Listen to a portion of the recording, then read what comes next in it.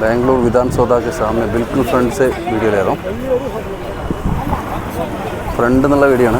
ഇവിടെ കുറേ കുക്കുംബറൊക്കെ കച്ചവടത്തിന് വെച്ചിട്ടുണ്ട്.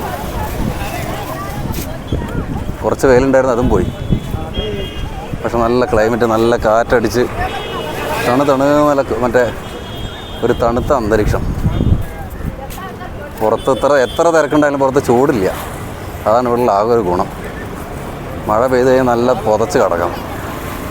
നല്ല തണുത്ത അന്തരീക്ഷം. ഇത് ഫ്രണ്ട്, ബിൽക്കുൽ ഫ്രണ്ട് വ്യൂ വിധാൻസൗധ. വിധാൻസൗധ എന്ന് പറഞ്ഞാൽ സെക്രട്ടേറിയറ്റ് അതല്ലേ. അത് ഹിന്ദിയിലും വിധാൻസൗധ എന്ന് തന്നെ പറയണു.